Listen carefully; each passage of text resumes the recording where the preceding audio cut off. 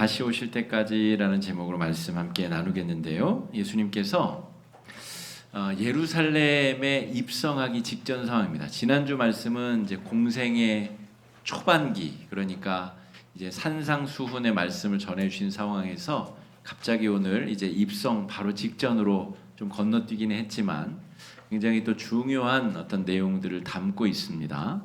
예루살렘에 들어가신다는 이야기는 이제 십자가를 지기 위한 여정의 이제 막바지 단계에 접어들었음을 의미합니다. 누가복음의 기록에 의하면 예루살렘 입성 전에 마지막으로 들르신 도시가 이 여리고성인데 거기서 삭개오를 만나게 되죠. 삭개오를 만나고 나서 제자들에게 마지막으로 요 본문, 요 비유의 이야기를 들려주시고 이제 예루살렘에 입성하시게 됩니다. 그런데 왜 입성 전에 이런 말씀을, 비유의 말씀을 하셨을까? 굉장히 의아하기도 하고 굉장히 이해하기 어려운 비유의 말씀이기도 하거든요. 왜 그런가를 잘 생각해 보면 이제 예수님이 예루살렘에 입성했을 때 사람들이 겉옷을 길에 펴고 종려나무 가지를 흔들면서 호산나 호산나 이렇게 외쳤습니다.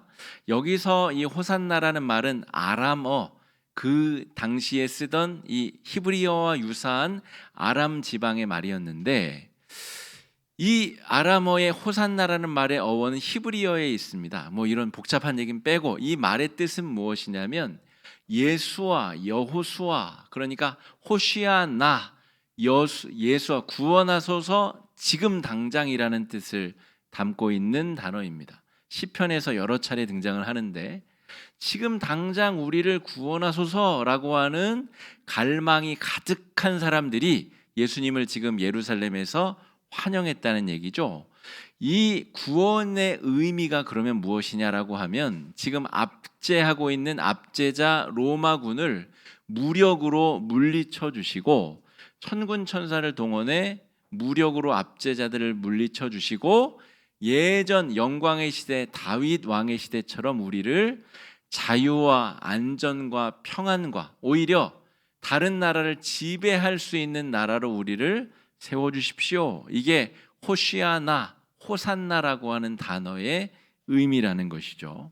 그런데 예수님은 이미 그렇게 될 줄 알고 계셨습니다. 사람들이 자신을 정치적인 왕으로 받들어 세우려고 한다는 것을 알고 계셨는데 예수님이 지금 하시려고 하는 일은 십자가에 달려서 희생 제물로 아주 처참하게 돌아가시는 내용이 전개가 될 것입니다. 그러니까 예상되는 결말이 다르다는 것이죠. 그리고 이 혼란한 틈에서 제자들은 정신을 못 차릴 가능성이 굉장히 높습니다.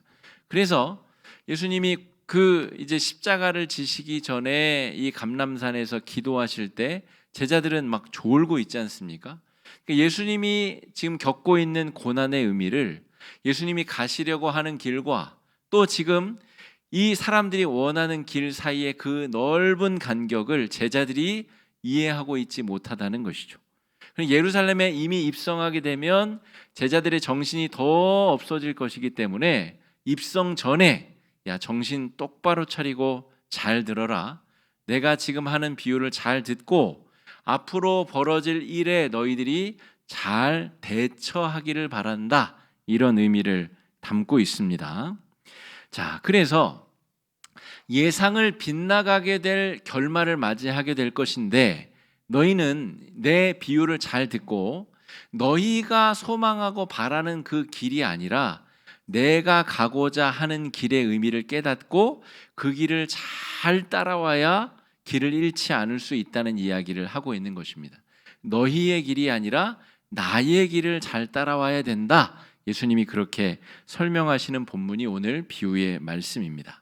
그러면서 비유라고 말씀드렸기 때문에 어떤 이야기를 빗대서 제자들이 앞으로 처하게 될 상황을 설명하고 계시는데 그 비유의 내용은 이것입니다. 어떤 귀한 사람이 왕위를 받으러 먼 길을 떠났다는 것입니다.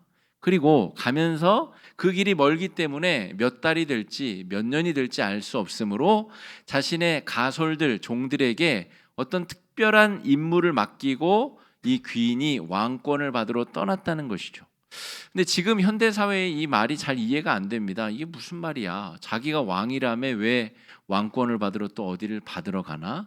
그런데 당시에 이 유대의 땅의 그 분봉왕 제도를 이해하면 그 상황을 이해할 수 있고, 당시에 이 사람들은 예수님이 무슨 비유를 하는지 너무나 잘 알고 있었습니다. 로마는 이 정치적으로 다스리기가 좀 까다로운 곳에는 분봉왕 제도를 두었습니다. 그러니까 유대인들은 유일신을 섬기는 사람들이잖아요. 이 사람들은 유일신을 섬기면서 로마 황제 치하에 있어야 되기 때문에 다루기가 꽤 까다로운 사람들입니다. 그래서 그 까다로운 역할은 분봉왕에게 돈 주고 팔았습니다. 야, 네가 그냥 다스리고 실제적인 통치는 내가 총독을 보내서 할 테니까 너는 너대로 명예를 얻어서 좋고, 또 너희들 유일신을 섬기는 왕이 따로 있으므로 그 민족의 자존심도 좀 세워주고 우리도 좀 편하고 서로 좋으니 분봉왕 제도를 그렇게 운영을 한 겁니다. 그래서 이 분봉왕이 왕권을 받으러 로마로 가야 되는 거죠. 그래서 황제가 준 왕권을 가지고 자기 땅으로 돌아가서 그곳에 이제 분봉왕 노릇을 하는 겁니다.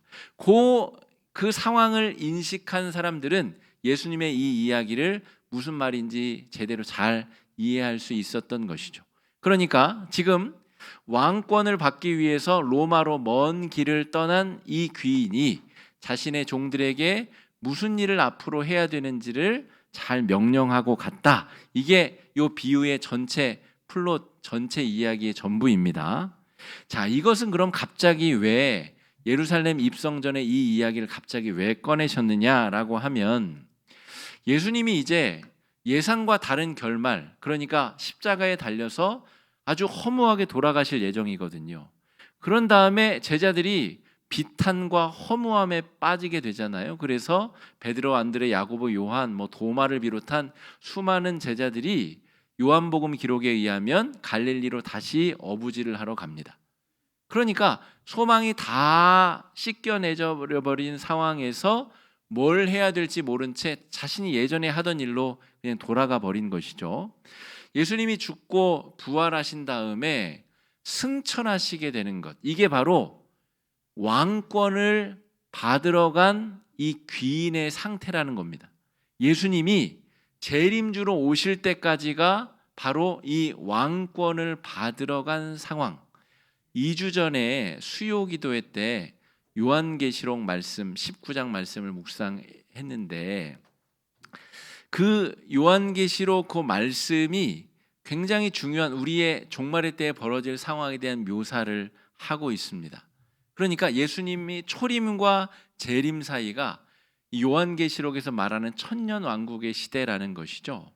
그런 어려운 설명 빼고 어쨌든 예수님이 천국으로 올라가신 다음에 다시 심판주로 내려오실 그 사이가 바로 이 귀인이 왕권을 받으러 하늘로 올라갔다가 왕권을 가지고 내려오는 그 사이라는 거죠.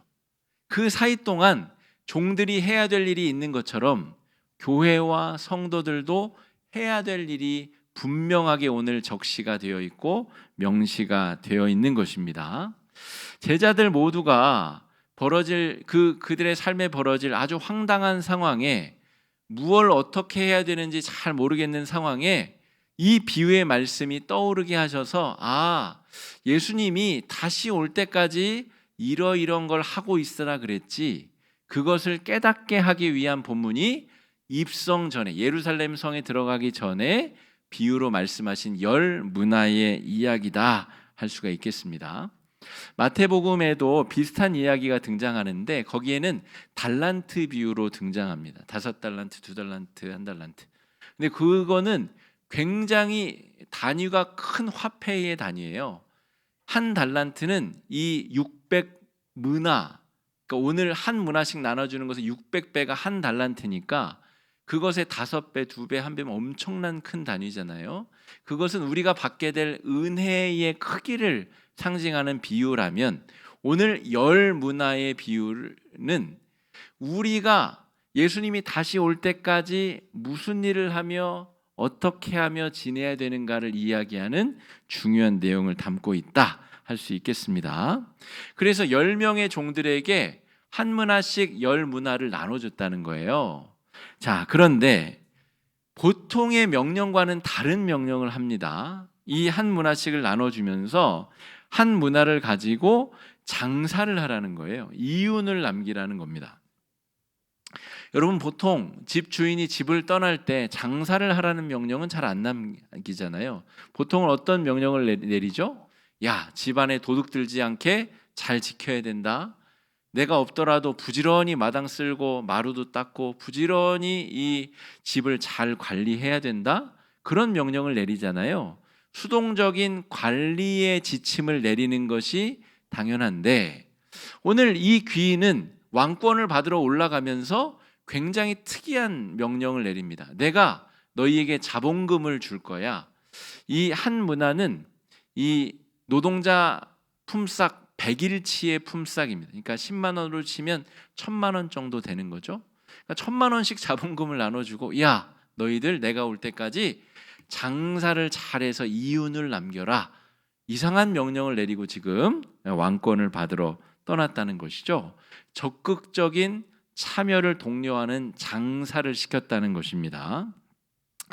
노동자 100일치의 품삯이 여러분 왜 한 문화를 줬을까 제가 아주 깊이 고민을 해봤습니다. 그런데 그 의미는 어떻게 생각하면 참 큰 돈이고 어떻게 생각하면 별 볼 일 없는 돈이 될 수도 있겠다 싶은 거예요. 10명의 종에게 각자 장사를 시켰는데 어떤 사람은 자기 재산이 불과 10,000원도 안 되는 종도 있었겠죠.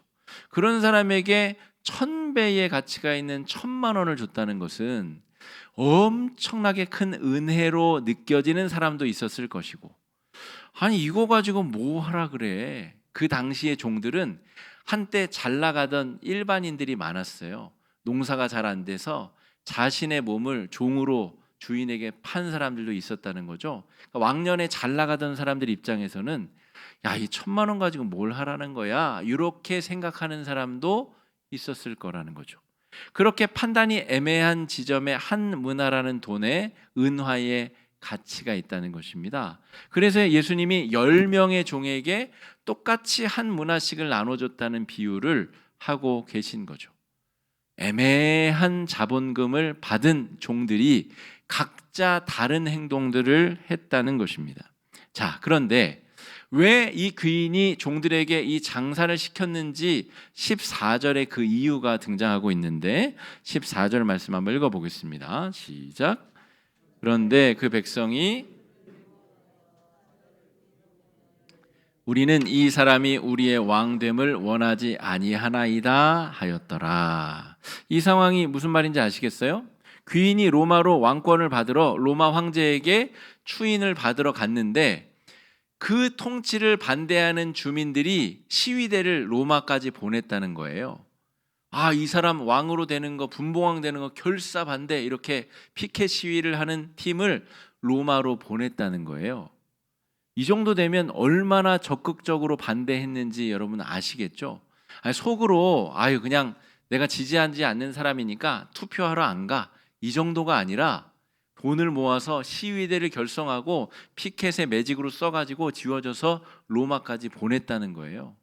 이 사람 절대 우리 분봉왕 못 되게 해주세요 라고 시위대를 보낼 정도로 적극 극렬 반대파가 존재했다는 것입니다.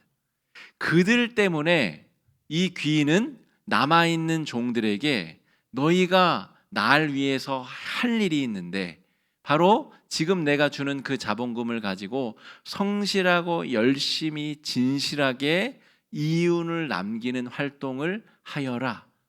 이 귀인의 통치를 반대하는 이들이 있었기 때문에 제자들이, 이 종들이 해야 될 분명한 역할이 존재했다는 것이죠. 아까 귀인이 왕권을 받으러 간 내용이 뭘 말씀한다고 그랬죠? 예수 그리스도가 재림하러 오시기 전까지 저 하나님 나라에 올라가셨다가 거기서 성부의 보내심을 받아 재림주로 올 때까지의 과정이다, 이렇게 말씀을 드렸어요. 예수가 재림주로, 심판주로 다시 오는 것을 달가워하지 아니하는 사람들, 예수님의 인기가 높아지는 것을 반대했었던 바리새인, 서기관, 사두개인, 대제사장 그룹처럼 대부분의 사람들은 예수의 방법을 탐탁해 여기지 않았습니다. 섬김과 사랑의 방법은 자신의 욕망을 거스르는 일이기 때문에 욕망대로 하고 싶은 그 뜻을 있게 해주는 사람을 원했지, 욕망을 거스르게 만들고 헌신하게 만들고 사랑하게 만드는 예수의 법은 싫다는 거예요. 그래서 예수가 왕 되는 것을 적극적으로 반대하는 사람들, 결국 그들에 의해서 예수님이 십자가에 못 박혀 죽으시게 되잖아요. 그런 사람들이 있는 한 교회의 사명은 분명하게 존재한다 하는 것입니다. 성도의 사명은 그냥 교회 잘 돌보고 관리하는 게 아닙니다. 교회가 아무 일이 없도록 존재하도록 그냥 있는 게 성도의 역할이 아니라, 우리가 받은 은혜의 자본금을 가지고 세상 속으로 다 흩어져서 저마다 가진 재주와 재능과 역량을 가지고 열심히 성실하게 복음을 증거하여 예수의 이윤을 남기는 것이 성도들의 마땅히 해야 될 일이다 하는 것이죠. 올해 우리 교회의 표어처럼 이 생명의 물로 그 바다의 물이 되살아날 것이다. 아주 적극적으로 교회의 생명수의 역할이 부여된 것처럼 교회와 성도들에게 그 역할이 부여되어 있다는 것입니다.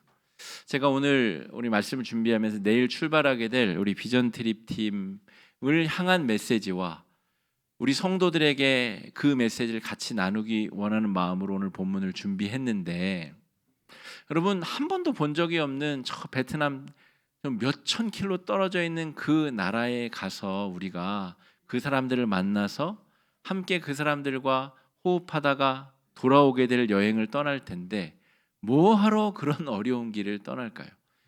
여행 상품들 보면 같은 돈으로 더 맛있는 거 먹고 더 좋은 구경할 수 있는 여행 상품들이 널려 있는데, 굳이 자기 돈을 들여서 멀리 선교지까지 가가지고 별로 재미도 없는 그 선교지에 현지인 교회들 다니면서 우리가 애쓰고 수고해서 짐을 모아가지고 가서 붙이고 뭐하러 그런 일을 할까? 여러분, 떠나는 선교팀 보내는 우리 교인들 아마 똑같은 의문들이 있으리라 생각이 드는데, 여러분, 우리에게 주어진 분명한 사명이 있다는 것입니다. 예수님이 다시 오시는 그 순간까지 교회에게 맡겨진 사명은 예수님이 우리에게 전해진 복음을 가지고 그 자본금을 가지고 내가 경험한 은혜를 바탕으로 세상 속에서 예수의 복음을 나의 목소리로 나의 손짓과 발짓으로 전하는 것, 그것이 바로 우리에게 주어진 사명이기 때문에 그렇습니다. 자, 예수가 이 땅에 왕으로 오는 것을 반대하는 세력들이 지향하는 바는 이런 것들입니다. 황금만능주의와 이기주의와 승자 독식주의와 성적인 차별과 이 자기가 장애가 없는 쪽에 속했다는 이유로 장애가 있는 사람들을 박해하고 멸시하고 핍박하는 여러 가지 일련의 수많은 이 세상과 죄악의 문화는 예수가 왕으로 임하는 것을 반대한다는 것이죠. 피켓 들고 시위할 정도로 적극적으로 할 수 있는 한 최대한의 노력을 기울여 예수의 왕됨을 방해하려고 하고 있다는 것입니다. 그에 반해서 예수님은 이 땅에 왕권을 가지고 돌아오셔서 하려고 하는 그 일은 인간이 자신의 유한함을 인정하고 하나님 앞에서 자신의 연약함을 고백하고 하나님으로 말미암아 내가 영생하고 구원받을 수 있는 존재를 깨달으며 내 탐욕을 절제하며 섬길 수 있고 착취와 굴림을 근절시키고 이 세상을 사랑과 섬김으로 살 수 있도록 애쓰는 사람들, 그렇게 만들게 하는 사람들이 바로 한 문화를 받아 장사를 해야 될 종들, 제자들, 성도들의 역할이다, 이렇게 말할 수가 있겠습니다. 자, 그러므로 오늘 비유 속에 등장하는 종들은 자기 주인이 왜 이 땅의 왕이 되어야 되는지를 세상 사람들에게 증명하고 널리 전해야 될 임무가 있는 사람들입니다. 사실 우리 팀 저까지 포함해서 11명이 가게 되는데요. 그 11명이 선교지에 가서 과연 무슨 큰 일을 하고 올 수 있을까? 큰 일을 하지는 못할 겁니다. 아마 우리의 노력으로 한 명의 개종자, 회심자를 얻지 못할 가능성이 굉장히 높습니다. 그러함에도 우리가 그곳에 비용을 많이 들여서 가는 이유는 그곳에서 자신의 모두를 바쳐서 헌신하고 있는 선교사님을 조금 위로하기 위한 바람도 있고, 또 그들의 삶을 통하여서 우리가 근본적으로 무슨 일을 하며 살아야 되는지를 다시 한번 각성하고 돌아올 수 있는 기회를 얻고자 합니다. 우리가 일상생활 속에서는 내가 왜 살고 무엇을 위해 살고 어떤 일을 하면 살아야 되는지 우리가 놓칠 때가 많은데, 가끔 이런 선교 여행의 경험을 통하여서 내가 무엇을 바라보고 어떻게 살아야 되는지를 다시 한번 각성하고 깨닫게 되는 경험을 하게 된다는 거죠. 이달 마지막 주에 찬양 예배 때 선교팀 보고 예배가 있는데, 내가 직접 갔다 오지 않아도 나를 대신해서 갔다 온 사람들을 통하여 그런 비슷한 경험들을 우리가 할 수 있다는 것입니다. 자, 우리에게 주신 그 자본금 은화 한 문화는 예수님이 이 세상 속에 3년간 제자들과 동거동락하며 바라보셨던 사고방식, 세계관, 그의 삶의 모든 궤적을 의미합니다. 그것이 어떤 제자에게는 큰 감동으로 와 닿았을 것이고, 어떤 사람에게는 그저 별것도 아닌 그냥 개똥 철학을 설파하는 사람으로 보였겠죠. 가론 유다에게는 개똥 철학으로 보였던 것 같습니다. 어떤 사람에게는, 베드로에게는 그가 실수한 이유로 뉘우치고 자신의 모든 삶을 순교하기까지 헌신할 정도로 매진했었던 값진 그 은화로, 은혜의 열매로 받아들였던 것 같습니다. 예수님이 한 종들에게 나눠주신 그 은화의 가치는 예수님이 바라보셨던 사고방식, 세계관, 그의 모든 삶의 궤적을 담아내는 것이다 말할 수가 있겠습니다. 세상 사람들은 별 볼 일 없게 보였었던 어부들을 예수님이 귀하게 보시고 하나님의 형상이 있는 존재로 보시고 사람을 낚는 어부라고 다시 재정의해 주시고 그를 하나님 생명의 값어치가 있는 존재로 거듭나게 해주신 사건, 이게 우리에게도 벌어진 구원의 사건인데, 오늘 그러한 일이 이들에게 펼쳐지고 있고, 지금 당장은 너희가 조금 혼란스럽겠으나 내가 하늘로 승천한 다음에 너희들은 이 비유의 의미를 깨달아 너희들에게 맡겨진 사명을 잘 감당하며 살라는 것입니다. 우리 아크에 좋은 책들이 많은데 보니까 나태주 시인의 시집이 있더라고요. 나태주 시인은 다작을 하는 시인이고, 그 굉장히 일상의 언어로 귀중한 의미를 잘 쓰는 시인데, 제가 암기하는 시 몇 개 안 되는 시 중에 나태주 시인의 시가 있습니다. 풀꽃 1번이라는 시인데, 그 아크에 있는 시집에도 이 시가 있어요. 자세히 보아야 예쁘다, 오래 보아야 사랑스럽다, 너도 그렇다. 요게 시가 답니다. 그러니까 제가 외울 수 있죠. 여러분, 예수님은 이 세상에 오셔서 아주 독특한 시각으로 사람을 보다 가셨어요. 그 예수님의 시각을 3년 동안 보고 배운 제자들이 해야 되는 일은 무엇이냐면 그 시각으로 세상을 바라보는 겁니다. 그게 바로 한 문화를 받아 장사하는 것이죠. 그래서 예수의 눈으로 세상을 바라본 것을 가지고 얻어낸 결말이 뭐냐? 그 결실이 뭐냐? 나중에 예수님이 오셔서 그것 가지고 따져 묻겠다는 것이면, 너희들 내가 본 대로 봤어? 너희들 내가 생각하는 대로 생각했어? 너희들 내가 세상을 바라본 대로 바라봤어? 창녀에게 다가가서 위로해 줬어? 너 병든 자에게, 문둥병자에게 다가가서 치료해주고 위로해줬어? 라고 우리들에게 심판의 날 물으시겠다는 겁니다. 내가 한 문화씩 줬는데 그 문화를 가지고 너네 뭐 했어? 그 문화를 땅바닥에 파묻은 사람은 예수님이 무엇을 보셨는지 제대로 못 봤다는 것입니다. 예수님이 보신 대로 제대로 세상을 보지 못했다는 말입니다. 선교라고 하는 것은, 제가 이제 이 선교 여행 이후로 선교에 대한 이야기를 더 자주 할 예정입니다. 그리고 특별한 일이 없으면 내년 2월쯤에도 다른 나라로 선교 여행을 준비하고 떠날 겁니다. 여러분, 우리가 이렇게 교회 공동체가 선교에 관심을 가지는 이유가 무엇이냐면 사실은 굉장히 이기적인 이유 때문입니다. 내가 예수 잘 믿고자 하기 때문입니다. 우리가 만날 사람들에게 복음을 전하는 것은 사실 그 땅에서 사는 선교사님들이 해야 될 일이고, 우리가 우리 자신을 위해서 그 선교지에 잠시 방문하는 것이죠. 예수님의 눈으로 땅 끝에 있는 사람들의 모습을 자세히 보고 오래 보고, 아, 사랑스러운 존재구나, 하나님도 나를 그렇게 보셨겠구나, 그걸 경험하고 깨닫고 돌아오는 것이 이번 비전 트립의 목적이다, 이렇게 말할 수가 있겠습니다.